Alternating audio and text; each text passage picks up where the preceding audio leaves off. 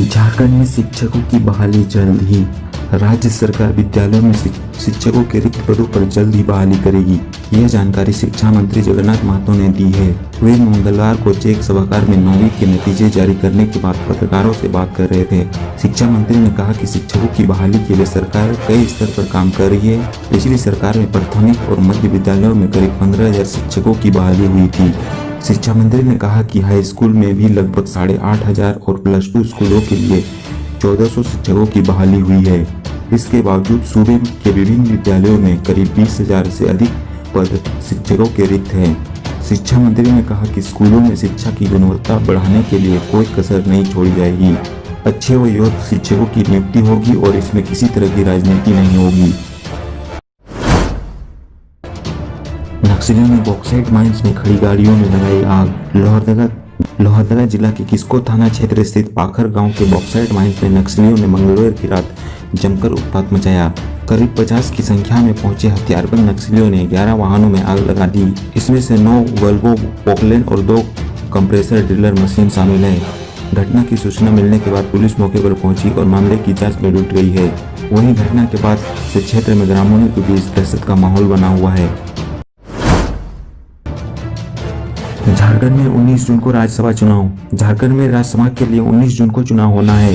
इससे पहले पूर्व मंत्री सरयू राय ने सर्वसम्मति का राग छेड़ा है। उन्होंने कहा है कि झारखंड में राज्यसभा चुनाव के लिए जो वोट का आंकड़ा है उसके अनुसार एक सीट पर झामुमो की जीत तय है। दूसरी सीट के लिए भाजपा और कांग्रेस के बीच जोरदार टक्कर की उम्मीद है। विधायकों की खरीद फरोख्त तय है। ऐसे में सर्वसम्मति से चुनाव होना चाहिए।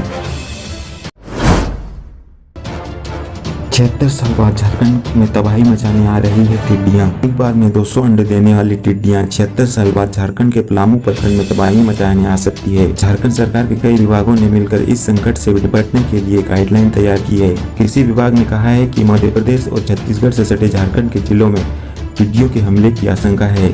इससे संबंधित विभाग और लोगों को अलर्ट रहने को कहा गया है। कृषि विभाग ने जो गाइडलाइन तैयार की है उसमें वन और अग्निशामक विभाग का भी सहयोग लिया गया है। सभी जिलों को अलर्ट रहने का संदेश भेजा जा रहा है। कृषि विभाग ने सभी जिलों के कृषि पदाधिकारियों को विशेष रूप से तैयार रहने के लिए कहा है। रांची शहर का सबसे बड़ा डेली मार्केट खुल गया। शहर का सबसे बड़ा इलेक्ट्रॉनिक मार्केट अब खुल गया है। हालांकि अभी मार्केट की सारी दुकानें नहीं खुली है, लेकिन लगभग 100 दुकानदारों ने बुधवार को अपनी दुकानें खोली।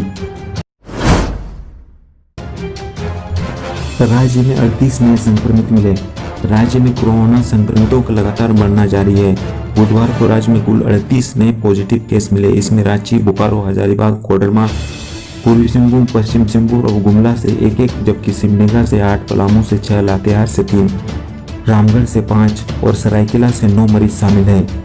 38 नए मरीजों के मिलने के बाद राज्य में कोरोना संक्रमितों की संख्या 776 हो गई। पूरे देश में संक्रमितों की संख्या 2,14,664 हो गई है।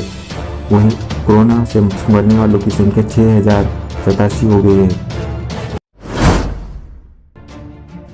विजय माल्या को भारत लाने की पूरी तैयारी। सरकारी बैंकों से 9,000 करोड़ रुपए से अधिक का लोन लेकर देश से भागे शराब कारोबारी विजय माल्या को कभी भी भारत लाया जा सकता है। लंदन में प्रत्यर्पण की सभी औपचारिकताएं पूरी कर ली गई हैं। विजय माल्या ब्रिटेन में अपनी सभी कानूनी अधिकारों का इस्तेमाल कर चुका है। विजय माल्या के साथ सीबीआई और ईडी के अधिकारी भी होंगे। मुंबई एयरपोर्ट पर एक मेडिकल टीम भी माल्या के स्वास्थ्य की जांच करेगी। सरकारी सूत्रों ने बताया है कि यदि माल्या रात में मुंबई पहुंचता है तो कुछ समय सीबीआई दफ्तर में गुजारनी होगी और फिर बाद में कोर्ट में पेश किया जाएगा। यदि विमान दिन के समय लैंड करता है तो सीधे कोर्ट में पेश किया जाएगा, जहां सीबीआई हिरासत की मांग करेगी। इसके बाद ईडी भी कस्टडी में लेने की मांग करेगी। कोलकाता पोर्ट ट्रस्ट का नाम अब श्यामा प्रसाद मुखर्जी। कैबिनेट ने दी मंजूरी। देश के ऐतिहासिक बंदरगाह कोलकाता पोर्ट ट्रस्ट का नामांतरण श्यामा प्रसाद मुखर्जी के नाम पर करने का रास्ता साफ हो गया है। बुधवार को केंद्र सरकार की कैबिनेट बैठक में इस प्रस्ताव को मंजूरी दे दी गई। कैबिनेट के बैठक के बाद केंद्रीय सूचना और प्रसारण मंत्री प्रकाश जावड़ेकर ने इसकी जानकारी दी। आपको बता दें, इस साल की शुरुआत में कोलकाता पोर्ट ट्रस्ट की 150वीं वर्षगांठ मनाई गई थी। इस अवसर पर प्रधानमंत्री नरेंद्र मोदी ने मुख्य समारोह में भाग लेते हुए पोर्ट ट्रस्ट का नाम श्यामा प्रसाद मुखर्जी के नाम पर रखने का ऐलान किया था। 10 अंकों का ही रहेगा मोबाइल नंबर। पिछले कुछ दिनों से ऐसे खबरें चल रही थी कि मोबाइल नंबर 10 अंकों की जगह अब 11 अंकों का होगा। इस पर भारतीय दूरसंचार नियामक प्राधिकरण ट्राई ने साफ किया है कि मोबाइल नंबर 10 अंकों का ही रहेगा। ट्राई ने कहा है कि 11 अंकों के मोबाइल नंबर के बारे में कोई सुझाव नहीं दिया गया है। दरअसल ट्राई ने यह कहा है कि लैंडलाइन से मोबाइल पर कॉल करते समय शुरू में 0 का इस्तेमाल किया जाए।